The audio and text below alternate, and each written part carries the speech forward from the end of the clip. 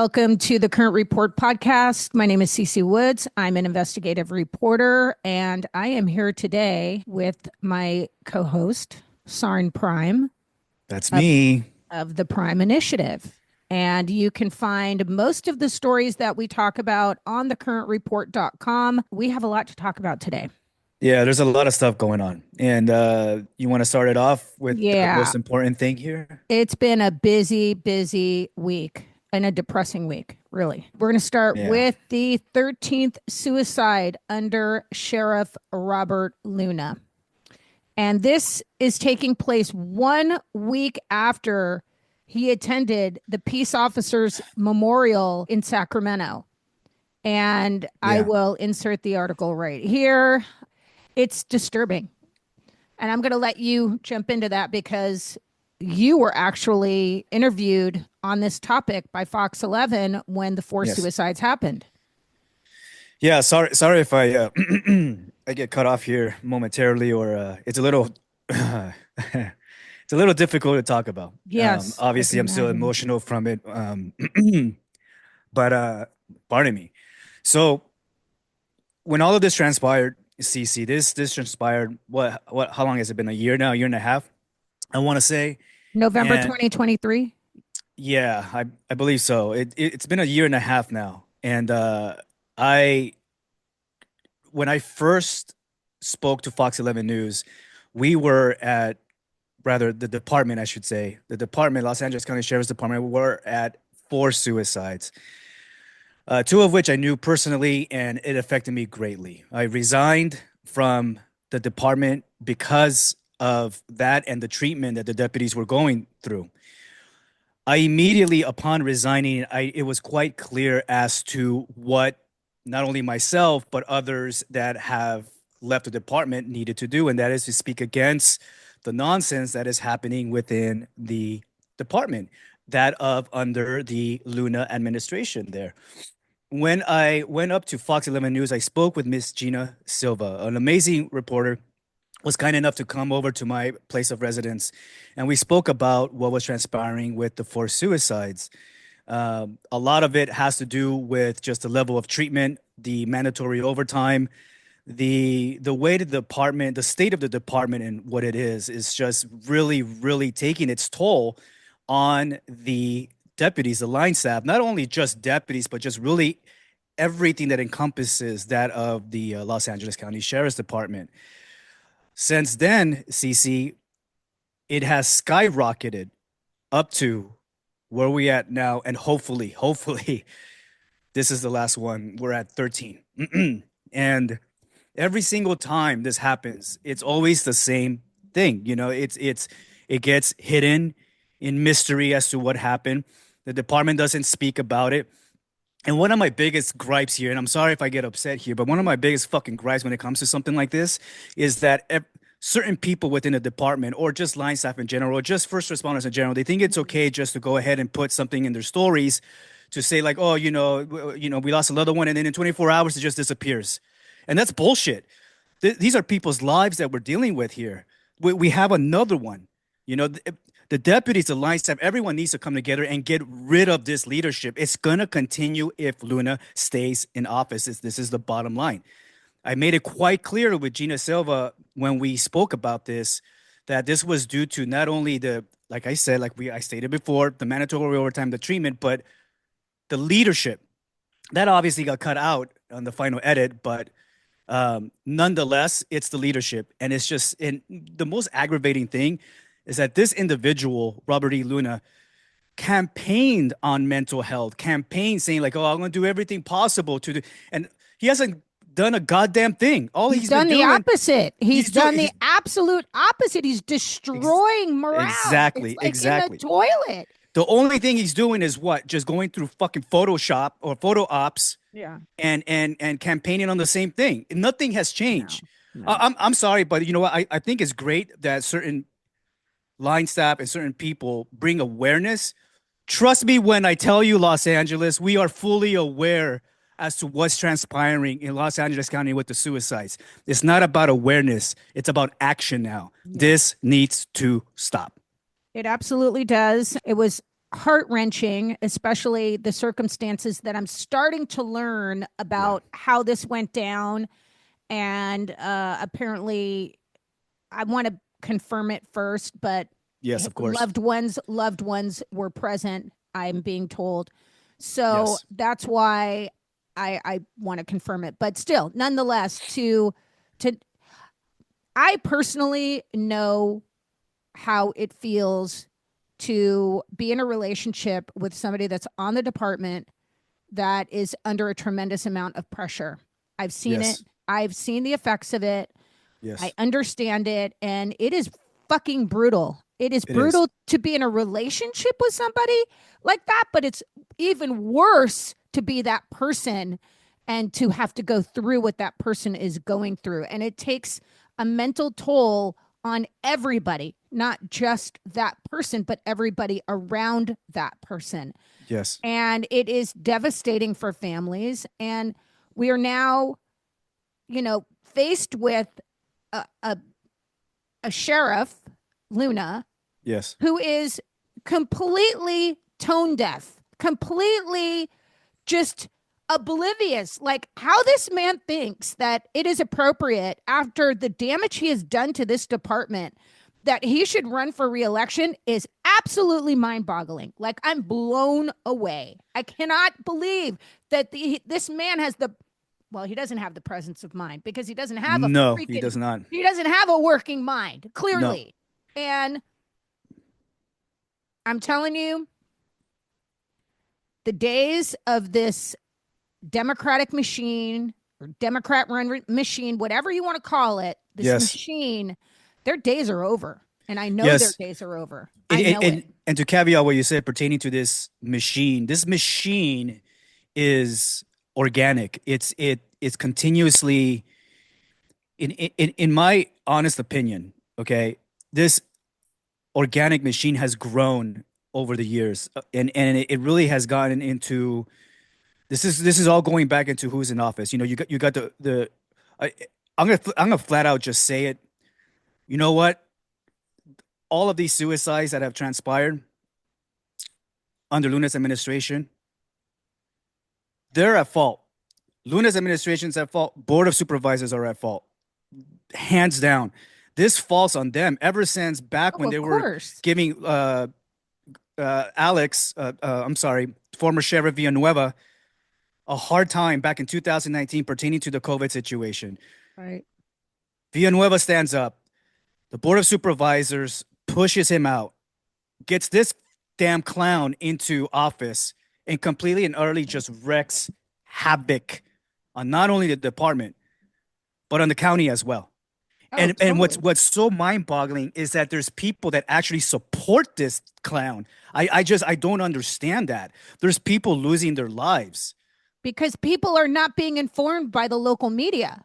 These three articles right here, right behind me, the suicide, Luna's letter to the judge in the Kirk case, yes, asking for leniency after he threw his deputy under the bus and just basically fed him to the wolves, or a category 1 use of force. Now he's saying that the department is the one who has this faulty training and it's been in place for years and blah, blah, blah. And it's like, please. Okay. So that, and then what's the other one behind me? Sorry. Staffing crisis. Hello. That is directly tied to these suicides. The loss of almost just a hair under a quarter of the department's active personnel. Yes. Okay? And yes, that's absolutely right. And going back to back when Luna was first approached about the 4 consecutive suicides that transpired, back when Fox 11 News debuted their article,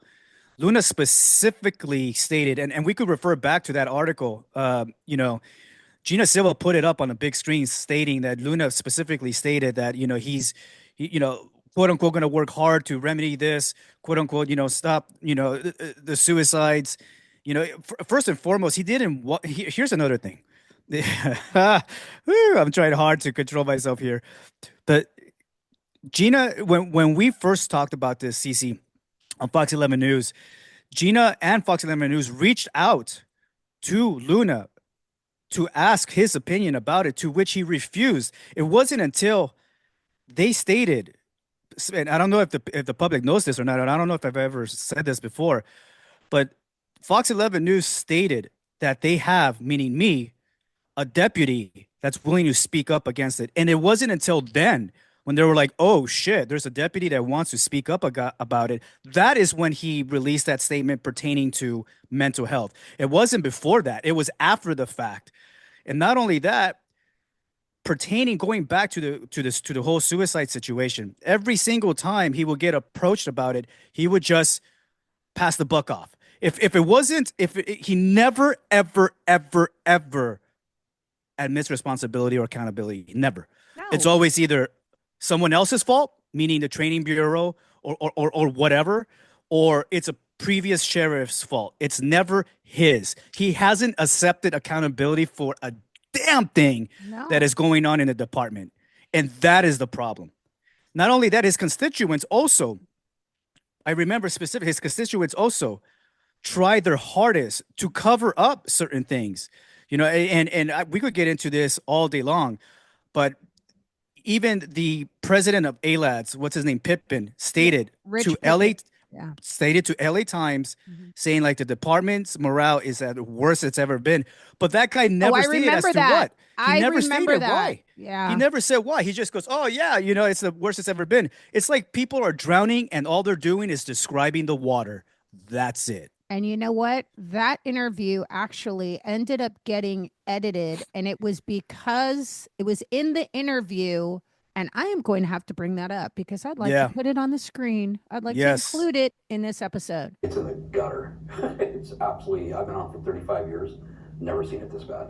Richard Pippin is president of the Deputies Union. He says all that overtime for deputies is costing you, the taxpayer, more in time and a half pay.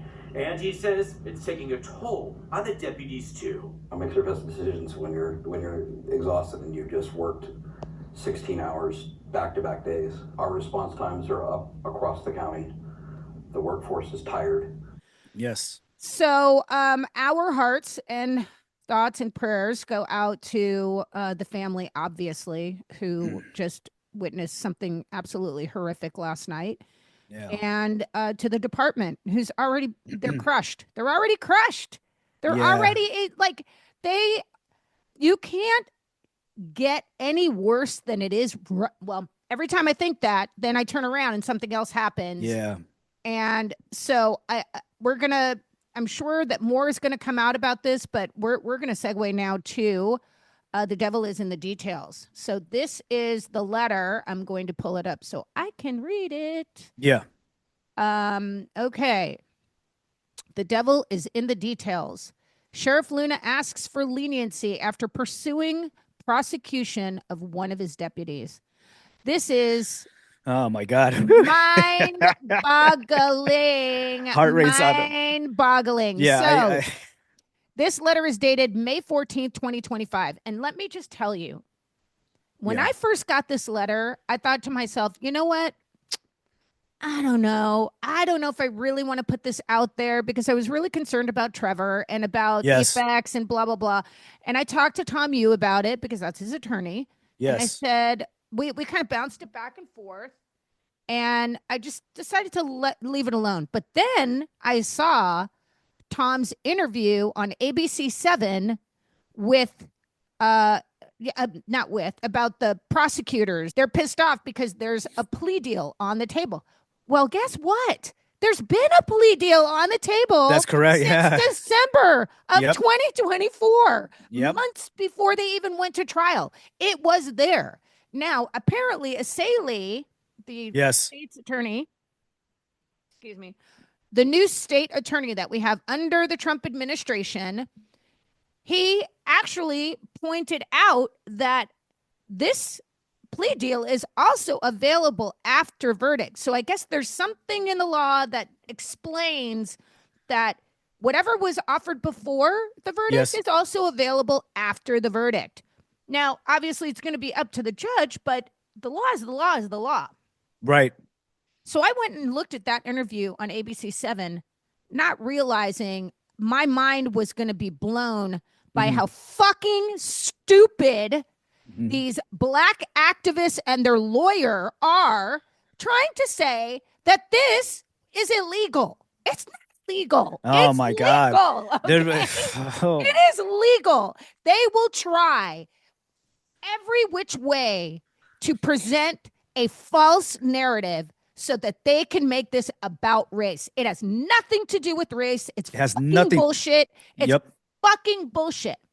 So then let's go back. Sorry, my phone is beeping on my lap. So, okay. So now apparently Luna's like got some buyer's remorse happening here. Okay. Yeah. So right.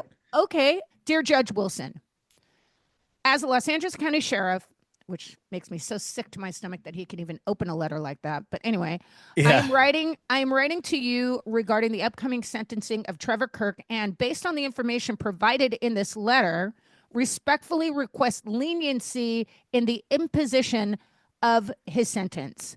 Before I explain the many reasons why I submit this request, I want to emphasize that as a law enforcement officer, I can't even believe he can use those words, serving Los Angeles County for over 30 years, I respect the criminal justice process and the decisions made by both prosecutors and the jury in this matter. I respect the fact that a plea deal has been presented to you, and I further respect the difficult challenge you have in reviewing the case pending before you and imposing an appropriate sentence. Excuse me. I am sworn to uphold the law and believe in the oath that I originally took 39 years ago to serve the people in our community with honor and dignity. Ugh. Oh, shut up. I recognize and understand the immense power that I and every deputy sheriff in my department have been given, and I know that we have a responsibility to exercise that power with care and reverence. As such, I take every use of force seriously, including the force used in the present case. It is a tragedy when any law enforcement officer exceeds the authority bestowed upon them by the people. These principles are core to my belief as a law enforcement officer, and I present them to you to ensure that you are aware that nothing I write here should be perceived as minimizing the seriousness of this case or undermining the process that brings this case before you. At the same time, there is information I believe relevant to your decision that I do not believe any other person or entity in the position to present to you. As a result, I am compelled to write you and respectfully request that you consider this information as you evaluate this case. So he goes into talk about all the bullshit. Oh, poor me. There's all this stuff that, was going on when I came into sheriff to be sheriff, and it was already pre-existing, and it's all about the, training and this and that and all these other, whatever process that they have within the department that was not changed before he got there. Well, guess what? That's what he was elected to do. Yeah, exactly. The fucking process if it doesn't work. And this is such a hypocritical letter. Obviously he had someone write this, but these are his name these is are his Assistant words. Sheriff Jason Skeen. That's who wrote that shit. But you know what? Right here on the the third paragraph down, he stated, "It is a tragedy when any law enforcement officer exceeds the authority bestowed upon them by the people." Now, wait a minute. Wait the fuck a minute. Mm-hmm. Kirk didn't exceed anything. No. He didn't exceed any of the authority. All he did was use his pepper spray like he's supposed to use his pepper spray. It has nothing to do with... Anytime a deputy sheriff has to put their hands on somebody because they are resisting arrest, it ain't going to be fucking pretty. It's not. And when you start throwing race into the mix because this person happens to be black, not white, and happens to be a woman, not a man, even if it was a black man, it still would have been the same result. Same exact result. Not one headline in mainstream media represented this situation properly. They referred to this person as a black woman being slammed to the ground by a deputy sheriff. Yes, that's right. The correct headline was Deputy Sheriff slams suspect down to the ground who was resisting arrest. Yes, and who also assaulted security officers in the store. and also assaulted him to begin with. They completely. So the narrative, that's the narrative that was pushed out. You cannot tell me that that jury did not see all of that footage. Okay. You cannot tell me that their minds were not poisoned by mainstream media and whatever else was out there. But anyway, so now he's kissing ass. He's, you know, he's deflecting, saying, not me, wasn't me, not me. Please help. My department is really at fault. But guess what? I'm not going to take responsibility for it. And here he is kissing ass to this judge, saying it's our fault, our department's fault, because of the way we do things around here. But yet he's the one who spoon-fed the case to the feds. I can't hear you. I'm sorry. I had to mute my mic because I knew I was just going to cuss up a storm when you're telling me That's this. okay. You know, here's the thing is that this has been nonstop since he got into office. Always deflecting, always saying, oh, it was some other guy's fault, or it was whatever else's fault. In fact, when I spoke up about this back in the beginning, he clearly stated, I also remember this, he clearly stated to Fox 11 News, he did not accept responsibility. He clearly stated this was an issue, and now he's pertaining to my issue that happened. He clearly stated to the news, this is an issue that took place under the other sheriff's administration. He never accepts accountability. He's always deflecting. It's always someone else's fault. He would never, and you know what? It's not going to stop. No, it's not going to stop until the because people do something about it. Yes. Keywords. Until the people do something about it. And there are very few of us who are out there telling the truth about what's going on in this department. And it is so bad. As under him, like this is the worst administration in the history of the department. That's interesting you say that. That's right. It's the worst in the history. I mean, that is saying something. You know, I 170 years of history. You know, that was dawned on me. I had a quick phone call here in the morning from another podcaster / YouTuber that speaks about cop culture, law enforcement culture. This individual resides in the Midwest, closer to the East Coast. When he heard about the 13 suicide, he couldn't understand it. In one department. Yeah, exactly. One administration. He was like he couldn't believe it. To which I stated it was under Luna's administration. And he blew up. He was like, oh, I can't stop hearing about this guy and his worthless leadership skills. Always passing the buck off. And you know what? This is something this is going nationwide now. You know, and it is our duty to make sure that the people are aware as to what's going on, because there's legacy media out there like the LA Times and Carrie, whatever her name is. She's gone. And you know what?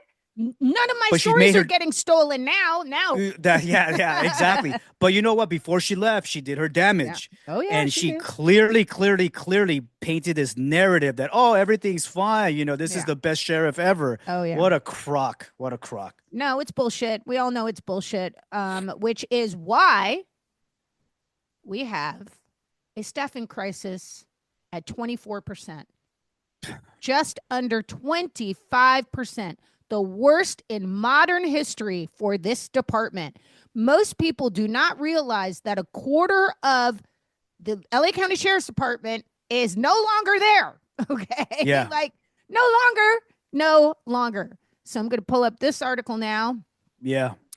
The Los Angeles County Sheriff's Department is not facing a staffing shortage. It's enduring a historic collapse. And under Sheriff Robert Luna's so-called leadership, the numbers are more damning than ever. This week, Assistant Sheriff Jason Skeen dropped the hammer at the Civilian Oversight Commission meeting. 4,166 vacancies. That's 24% of the department's authorized staffing simply gone. And I'm going to include that clip right here. 100 employees below its authorized FTE at the DE levels? That's correct. We have approximately 17,148 positions that we're authorized to fill. However, due to both the impairment rate and the vacancy rate, we have 4,166 vacancies, or approximately 24% of the department's unavailable, which means for every 3 people, they have to do the duties of 1 additional person. And okay, I'm sorry, go ahead. No, please. Former Sheriff Alex Villanueva, he actually posted that clip, which is what inspired me to do this article. And most people have no idea how bad it really is under Luna. And a good portion of this problem is because of him. And it started back in 2020 with COVID and defund the police and George Floyd and all that bullshit. And it just got progressively worse. Yes. And I keep saying the same thing. 2020, that election was stolen by the Democrats. And I'm talking about not just LA County. I'm talking about the big election, our presidential election. Mm-hmm. They knew for sure that they were going to lose to Trump again. They knew it. They knew they were going to lose to Trump. So they needed to steal the 2020 election. It was just that simple. So that included all of the debauchery and all of the corrupt, the nonsense, criminal politicians in LA County. Yes, correct. So that's how they started this whole chain happening. Oh, now we got to wait till 30 days after the election for us to know who won. Because they need to know how many ballots they need to fake and stuff. Okay. And anyway, so that stealing these elections empowered these Democratic leaders in LA County. Correct. Now, if you think that your party, the Democratic Party, is so strong in LA County, why do you need to steal elections? Yeah, why? Exactly. Why? If you know you're going to win, why? And because I'm so sick of people telling me, oh, LA County, it's all blue, it's all blue, it's all blue. What the fuck are you looking at? You're looking at a fake fucking map is what you're looking at. You're looking at a map that other people have created to make you believe that that is what it is, because they're going to stuff the ballots until they can't anymore, until voter ID is required, and until we finish our elections on election day, period. That's correct. End of story. Okay. That's correct. So this what's going on with this department, I can tell you right now, not only did the department, and I mean Luna and more than likely all the rest of the executives on the 8th floor, not only did they think that this was not going to get out there, but they honestly thought that going in front of the Civilian Oversight Commission was just, he was going to be able to just go, here's the numbers, no big deal, move along, nothing to see here. Right. Well, when I got this article out, and thank God former Sheriff Alex Villanueva was paying attention to this, because I would have missed it. Thank God he got that out there. And then I followed suit with the article, because not one mainstream media has put this information out there. And this is possibly the most critical information that voters need to know. Yes, 100%. And one thing that and to caveat what you just stated there, going back into the 4,166 vacancies, that is obviously a historic high, right? Now, the public needs to have this understanding, okay? And you're hearing it from someone who used to be inside. They're leaving for a reason. What the hell do you think they're going to do? When you have a so-called ghost leader like this who just does photo ops, that's it. That's what he's good for. Look what time it is. It's time for me to go get dressed and put on my makeup so I could go have some nice pictures. Please use my filter. That's all he's doing. The deputies and the line staff are not idiots. They understand They're not going to sit around and take this shit. They're putting their lives out on the line all the time. It doesn't matter. It doesn't matter what unit of assignment. I'm going to say that right now. It doesn't matter if you're on patrol, you're in courts, you're in custody, or you're in the office. It doesn't matter. You have that badge. You have any form of badge. You're a target. That's what it boils down to. It's a difficult job, no matter what unit of assignment. They need a leader.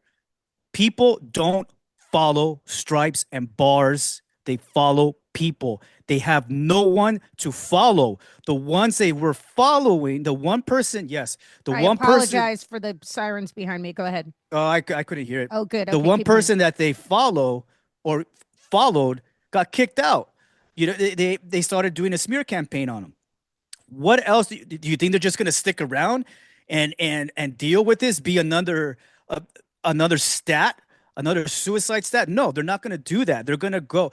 There is such a thing as the grass being greener on the other side, and that's the funny thing is that there's certain people within that department, and this is I'm getting this from deputies, mind you, CC. They're letting me know, right? Just like they're letting you know. They're letting me know that they're trying to do their transfers. They're trying to get out. They're trying to lateral. They make it almost impossible for them to lateral out. They'll hold off on their packet.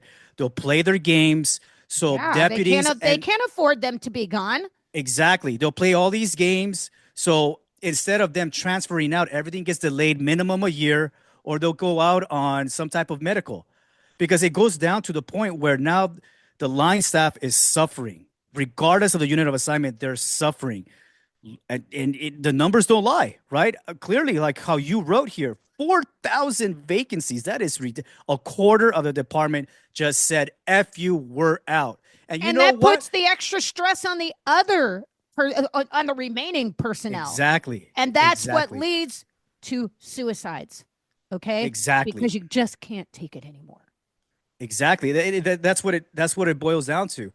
And you know what? Now that I think about this, I remember there was a podcast that I did, CC, back in again a year and a half ago. It was with these twins, these comedians did a podcast. It was one of my first interviews, and I specifically stated on there that when he got approached, meaning Luna, when Sheriff Luna got approached about the mental health and the status of mental health and the suicides, he also stated. These are his words. He stated, there's an app that the deputies can use if they need assistance. That is all he said. An app? An app. There is an app. Are you kidding me? What law enforcement officer in their right mind that is contemplating suicide is going to get on their damn phone? Oh, let me see what the app has to tell me. Well, it doesn't make any sense whatsoever. Let me tell you, and this is from my own personal experience, right? Being very close to, in a relationship with someone on the department, and having to go through sheer fucking hell, okay? Yes. Because of multiple issues that have to do with the job and the effects of not just the job, but, life. Nothing that has to do with me, okay? Because I'm just coming into this, right? Yeah, so, right. So my mom, yesterday, I'm with my mom. I'm having, dinner with her, and I'm catching her up on my life and what's been going on in my life. And she knows the hell that I've gone through in this relationship that I was in. Yes. And my mother is married and has been with a retired sergeant from the LA County Sheriff's Department for over 20 years. Wow. And she looks at me last night. And I hate to laugh because it's just crazy. So here my mother is married to this man, okay, a retired sergeant from the LA County Sheriff's Department. And she looks at me and she said, Cece, stay away from cops. I said, thanks, Mom, because guess what? This is my life. It's very hard for me not to be around this. But where I'm going with this is that I'm a very loyal, very loving, very support, even though I know people might look at me and go, she's cuckoo or she's a bitch or whatever you want to call me, because I'm a very strong personality and I get it. Yeah. But I'm super loyal, and I can tell you, and I've been through some fucking hell in my life, not just this, but I've been through some fucking hell in my Yeah. entire life. The stuff that I've been through, many people have not been through. Okay. Right. And I've come out not a drug user, never done a drug in my life, you know, never smoked. I didn't take my first drink until I was 35 years old. Okay. And I'm getting up there. Okay? So I am making Right, up for okay. lost time, but I am up there. So anyway, Yeah. what I'm trying to say is even the strongest people like myself can be broken down to the core Yeah. having to be around this. Okay. Yeah. And what the department is putting their personnel through. And I'm telling you that firsthand from somebody who's had to watch it and deal with it and be in it. And it can break a spirit of even the person who's not being subjected to it, but collateral damage because of it. You're absolutely right, 100%. And you know what, CC, that's the other thing that the people need to have this understanding is that, you know, one common thing that I get from, I get hate mail all the time. I get threats all the time. I get it all. It goes with the territory, right? That's just, you know, I'm pretty sure you're on that same boat as well. But the majority of people that are not really pro law enforcement, right? Which is mind boggling to me, especially if you live in Los Angeles County. If you're not pro law enforcement, you're a criminal. The one thing that they say is, oh, well, they signed up for this. Wait the hell a minute. No one, not a single law enforcement officer or a single first responder for that matter, ever signs up for something like this. Ever. No one signs up for this. Nobody That is signs not up for something that. that is told. I mean, let's go back and let's look at those recruiting videos where they force feed you that damn Kool-Aid, where you're rappelling off helicopters, going on police chases. Right. And at the end of every damn commercial or recruiting video, it will always have some type of indicating saying like, oh, you're part of the family now. Bullshit. If that's not the case. On top of that, what they don't understand is that pertaining to what's happening with the line staff here, yes, does it affect them directly? Yes, it does. And to go off of what you just stated, you're right. There's splash damage, though. There's collateral there's damage. Collateral damage. Everyone big time. deals with it. Yeah. Their family members, their friends. I got 2 emails from the current number 13's friends stating how they're feeling. Oh my God. How it needs to yeah. stop. You know, it's and not only that, who else suffers? The public.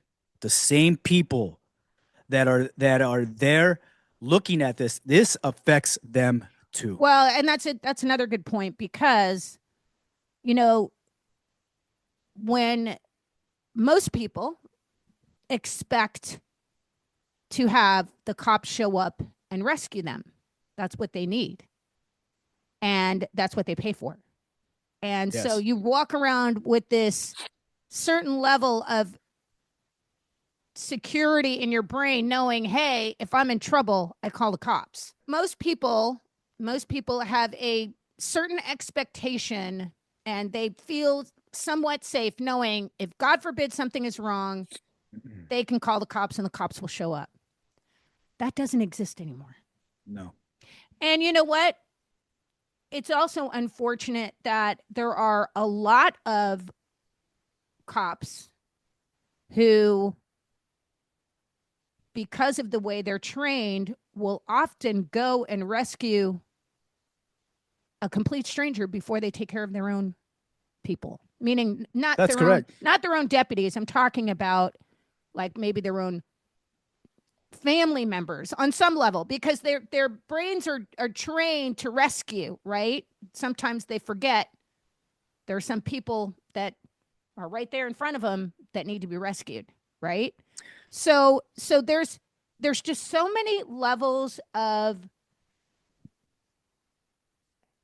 it's just so complex and conflicting, and it really can fuck a person up, you know, Yes. especially somebody who they're going to work to rescue other people, and then they are the ones getting thrown under the bus. Their morale is in the toilet. It's like, how can you go do your job and go rescue other people and take care of other people if they're not taking care of you to go take care of other people?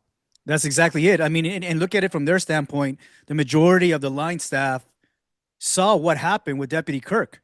They're like, you know what? we're not going to be taken care of. The minute we try to do our jobs, we're going to get thrown under the bus by our own leader, so-called leader. You know, they see that. Then they see the 13 suicides. Then on top of all of that, they have to deal with the mandatory overtime. They have to deal with how they're being treated by the public. They have to deal with particular people that are, and this is aside from Luna, that are put in leadership positions that should not be there whatsoever.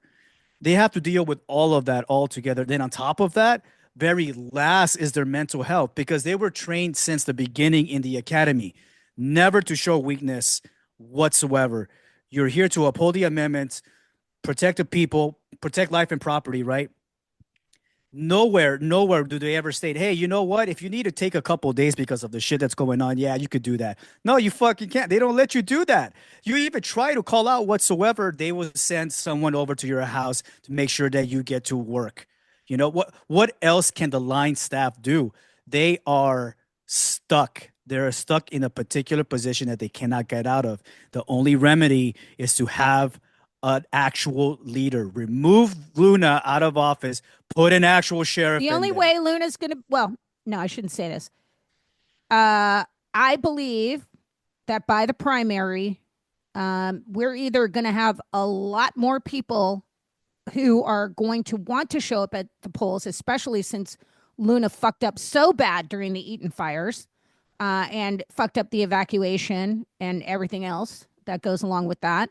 And people died because of that. And the more you put in front of people that people are dying because of this sheriff, we are going to be able to get rid of him. Now, people are dying within the department, and the people he is paid to protect in the citizens of LA County are also at risk because he doesn't know what he's doing.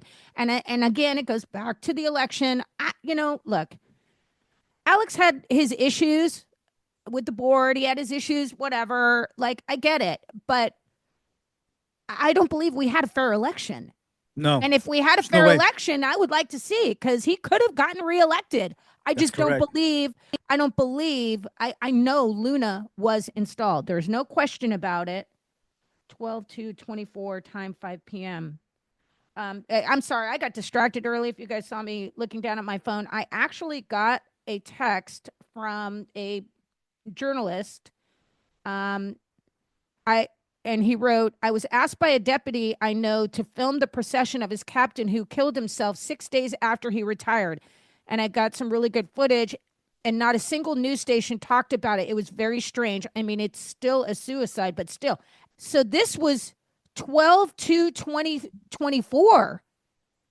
Yes. In Chatsworth. Do you remember that? I don't know the location. Sergeant Kelly?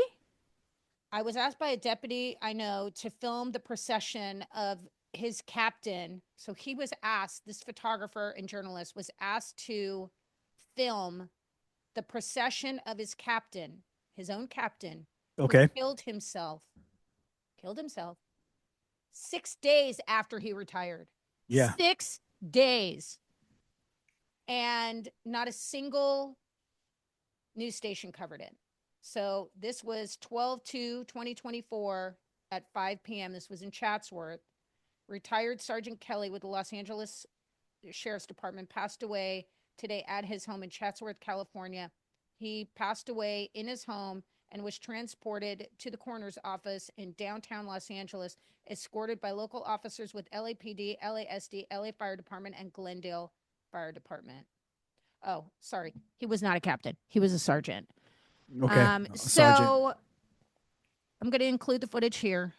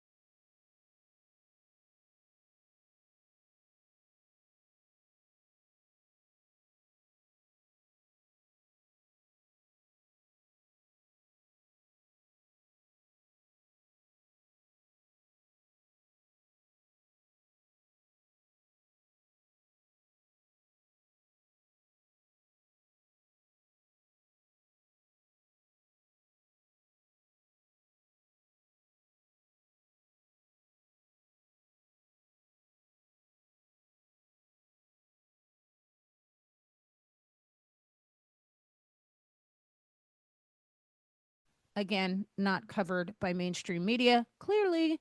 And I'm going to have to do my own search and see if the news even reported on it, which I don't believe they did. So again, let's suppress the information. Let's make sure that people don't really know what's going on. And the Board of Supervisors are thinking like, hey, you know what? We're going to be able to slide another sheriff in here with a bogus election. And another thing, here's this Measure A, which really was meant to remove anybody they didn't want in office. That's not constitutional. Sorry, bitches. No, it's not. Not constitutional. You may pass some shit. So what? Nobody cares. Because guess what? You can't remove an elected official from office. Period. Not like that. You can't. And that will be fought. If they even attempt or try to remove a sheriff that is elected by the people will lose their ever-loving minds. Yes. Guaranteed. 100%. Guaranteed. 100%. Did you find anything? Sergeant Kelly, 12/2/2024. Do you is there first initial at all? So I sent that to the captain and he said no, it doesn't ring a bell. Absolutely nothing pertaining to suicide or death. It's all just information pertaining to their status in the department. You know what that means? We've got some digging to do. Yeah, I'm gonna have to. We're gonna conclude this episode with potentially a higher number, a higher death toll under Sheriff Robert Luna. Yeah. We will definitely do some digging today, and we will be back with the current report next weekend. We've got a pretty action-packed there's episode. Yeah. There's a lot. Yeah. And so we're not going to tease it just now, but if we do find any more information before that, we will get it out there. So thank you all for joining us. All right.